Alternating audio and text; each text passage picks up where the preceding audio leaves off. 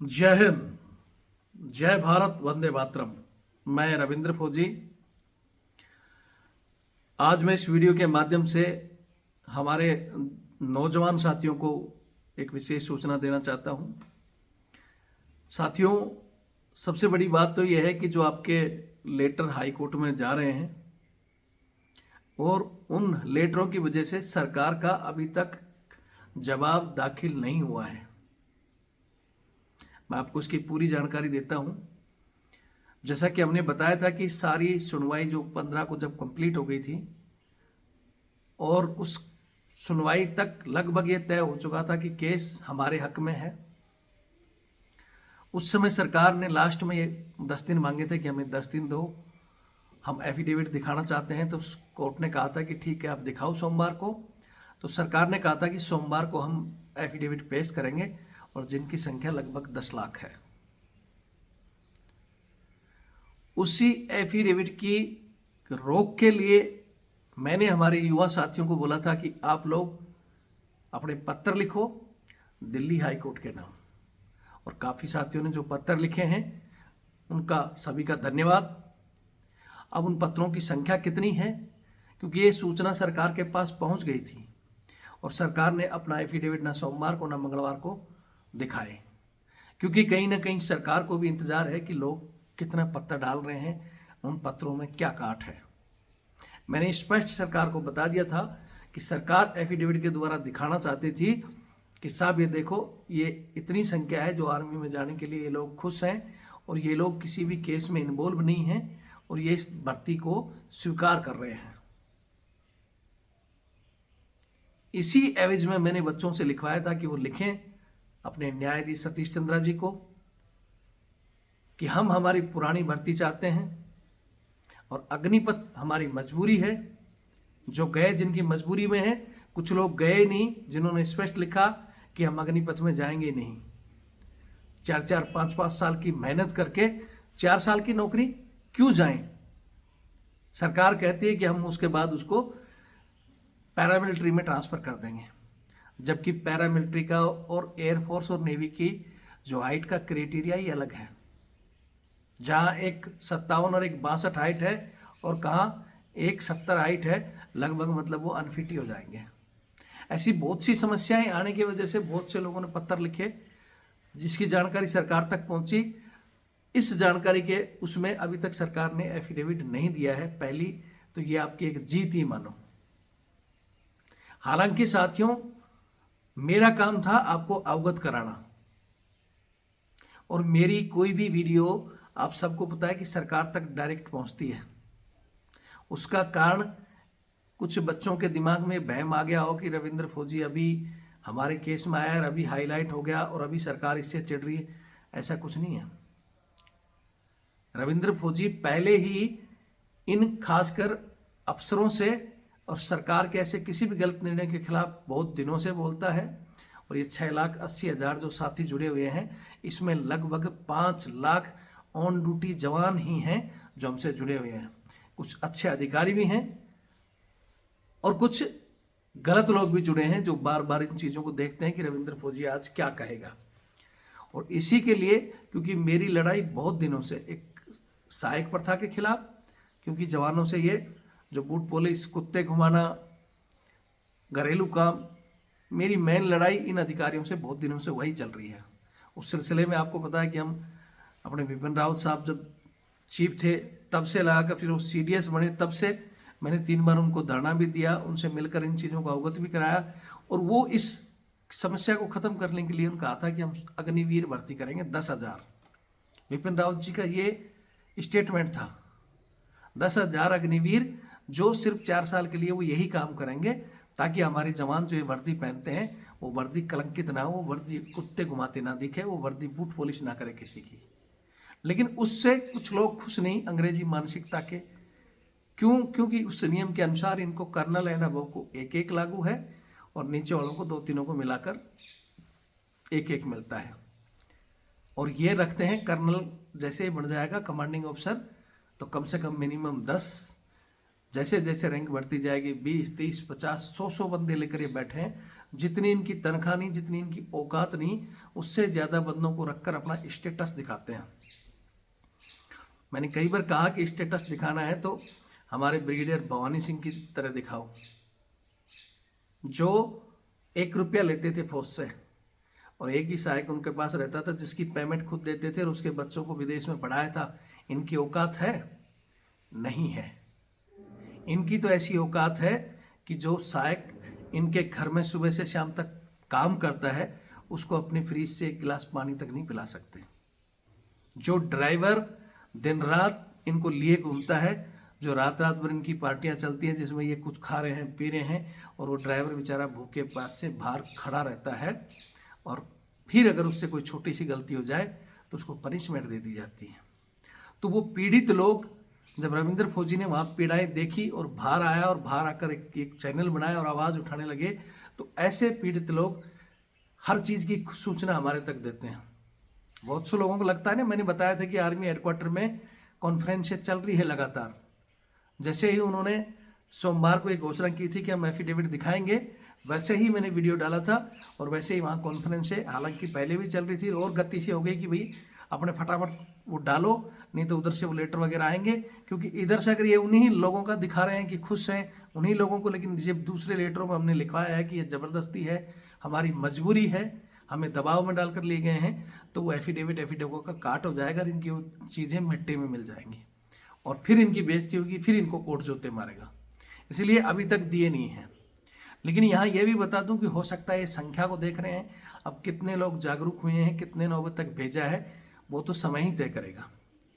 कुछ लोगों को लग रहा है कि अब भाई जिन्होंने लगभग भेज दिया, आज और जो भेज सकता है, उसके बाद बोलते हैं ना कि काम निकलने के बाद, जैसे बहुत से लोग 6 महीने बाद बोलते हैं सर केस चल रहा है क्या, हम जीत जाएंगे क्या, तारीख पे तारीख मिलेंगी क्या। वो कमज़ोर लोगों को मैं हमेशा ही डांटता रहता था कि दूर रहो, लंगड़े घोड़े रेस नहीं जीतते। जीत सकते हैं लंगड़े भी अगर वो लगातार चलें तो, लेकिन उनको चलने की संज्ञा नहीं है। जिनका मनोबल ही टूटा हुआ है, क्या करेंगे वो। खैर छोड़ो, फिर कह रहा हूँ कि अब लगभग जो उनकी कॉन्फ्रेंसें हैं, जो वहाँ बंदे मैंने बता दिया कि वो पीड़ित बंदे जो मन लगाकर इनकी सेवा करते हैं, एक छोटी सी गलती पर फिर उनको ये पनिशमेंट दे देते हैं। अभी कल परसों की सूचना थी कि एक, खैर अभी इस वीडियो में मैं नहीं बताऊंगा, वो अलग से बताऊंगा, सिर्फ इतना ही बता देता हूँ कि खूब जी लगाकर जब इनकी, पहली बात तो बोलते हैं कि वॉलंटियर हैं कुछ भी, लेकिन वॉलंटियरों का भी जब दिल टूट जाता है जब उनके साथ इस तरह का बर्ताव करते हैं। या जो लोग साथी जो हमारे, चाहे वो सेना भवन बैठे हों, चाहे नेवल हेडक्वार्टर में या एयरफोर्स हेडक्वार्टर में, वहाँ बैठे हमारे भाई बंद हैं। जो नीचे का तबका है ना, ये सिर्फ ऑर्डर ही चलाते हैं। जिन्होंने कलम चलानी है, टाइपराइटर चलाने हैं या कंप्यूटर चलाने हैं, वो सब हमारे बंदे बैठे हैं। आगे से पीछे तक ये अगर एक है तो 50 हमारे हैं। और उन 50 में मैं फिर कह रहा हूँ कि इसमें अफसर से लगाकर, जवान से लगाकर 80% तक वह इस अग्निपथ योजना के भी खिलाफ है और उन्हें पता है कि इन युवाओं के साथ अन्याय अत्याचार हुआ है। वो हमें बताते हैं कि सर हाँ बिल्कुल कॉन्फ्रेंसें हो रही हैं और निर्णय ये लिया जा रहा है, और शायद इनको कंफर्म हो चुका है कि आर्मी एग्ज़ाम, एयरफोर्स ज्वाइनिंग या रिजल्ट, जो भी प्रोसेस पुरानी भर्ती का शुरू हो चुका था या आधे में पहुंच गया या फाइनल हो चुका था, वो कराना पड़ेगा।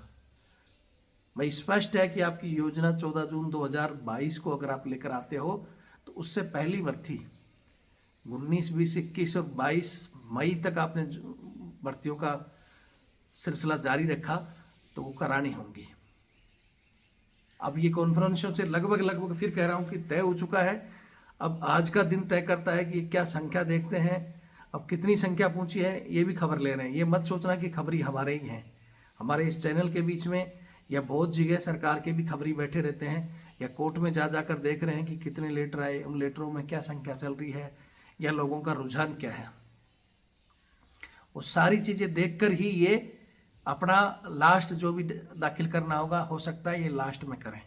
जैसा कि मैंने बताया था 21 और 22 गवर्नमेंट की तरफ से ये चीज़ें आ सकती हैं सामने कि हाँ भाई अब हम अपनी हार मान चुके हैं, हार समझो उसको, या अपनी भूल को सुधारना चाहते हैं और हम ये चीज़ें करवाएंगे, ये भी जवाब आ सकता है। दूसरा, इंतज़ार करके कि हाँ अब ये इनकी आवाज़ चुप हो चुकी है या ये भूल चुके हैं, शांति शांति में अपना काम निकाल लो, ये भी हो सकता है। हमने आपको बताया था कि हमारे भी वकील रिटर्न सब्मिशन में तैयार करने में लगे हुए हैं। हमने उनको भी होल्ड में रखा है अभी कि अभी इसको देना नहीं है, इंतज़ार करना है। सरकार जब दे देती है, कोई एक्स्ट्रा पॉइंट ऐड कर दिया है, कोई एक्स्ट्रा तीर चला रही है, तो फिर हम भी उसमें एक्स्ट्रा तीर मारें। बोलते हैं ना, अगर ब्रह्मास्त्र चलाए तो हमें भी ब्रह्मास्त्र ही चलाना चाहिए। उनको धर से बैठने से रामबाण का इलाज रामबाण ही करेगा, साधारण तीर नहीं चलेंगे। इसलिए हम इंतजार कर रहे हैं सरकार के तीर का, वकीलों की तरफ से भी, और हमने जो चलाना था, जो लेटर का तीर चला चुके हैं, जो उनके एफिडेविटों को काट चुका है। अब तय करेगा संख्या, कितने लोग जागरूक हुए हैं। क्योंकि कई बार बारी आती थी ना, किसी को हम कहते थे, चाहे वो फाइनेंशियल की, कि भाई वकीलों को ये देना वहाँ देना, कुछ लोग हंसी मजाक उड़ाते थे, दिख रहा नहीं वकील क्या हो रहा है। कुछ लोग सोचते थे यार इतने लोग कह रहे हैं, किसी ने दे दिया, वो क्या फ़र्क पड़ता है। अभी अगर लेटर में भी लोगों ने ऐसे ही सोचा होगा, कई लोगों ने गुमराह भी कर दिया था, ये हो जाएगा फलाना, ऐसे सोच के अगर संख्या नहीं पहुंची या वो अच्छी तरह से नहीं लिखे गए होंगे, तो उनका फिर अंत क्या होगा ये मैं कह नहीं सकता। और अगर ठीक ठाक काम हुआ है और वो कट चुका है और इनके पास कोई जवाब नहीं है, तो भैया आपको खुशखबरी जल्दी ही मिलने वाली है। मैंने आपको 23 तारीख बताई थी, लेकिन ये डिले हो रहा है। हो सकता है 23 तारीख के, आज 21, 22, 23, अगर एक जवाब ही नहीं दाखिल करते हैं तो थोड़ा सा फैसला डिले हो सकता है। क्योंकि 23 के बाद छुट्टियां हैं 3 जनवरी तक। अब 3 जनवरी की छुट्टी के बाद में जो फर्स्ट वर्किंग वीक होगा, विद इन एक वीक के अंदर, यानी जहाँ से शुरू होता है सोमवार से शुक्रवार जो भी आएगा, या बीच में हो सकता है एक शायद 3 के बाद में 2 या 3 दिन चलेगा, फिर शनिवार इतवार है। तो जो अगले हफ्ते से पहले जहाँ तक 6-7 जनवरी से पहले, या हद मारोगे तो लास्ट में अगला वीक होगा 7 या 8 तक। 7 का तो शायद शनिवार इतवार है, 9 या 10, मतलब जनवरी के फर्स्ट वीक में आपको खुशखबरी मिल सकती है। हो सकता है कि सरकार भी जवाब ना दे, हमने भी अपने जवाब रोक रखे हैं, और 23 को भी फैसला आ जाए।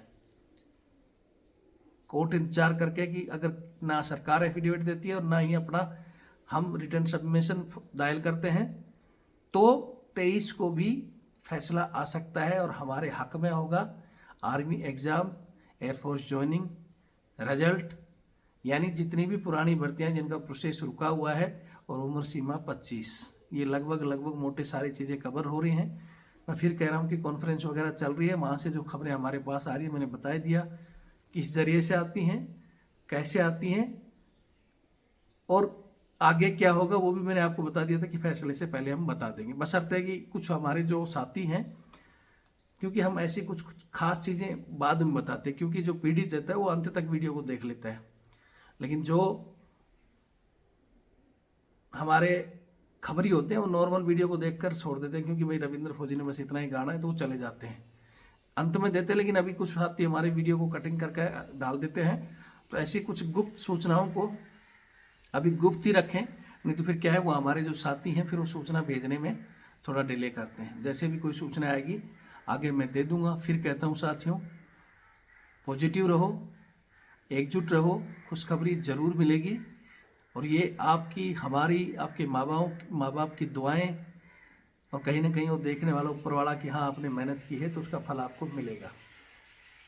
समय है थोड़ा सा, बिल्कुल शांत मत बैठना। जय हिंद, जय भारत, वंदे मातरम।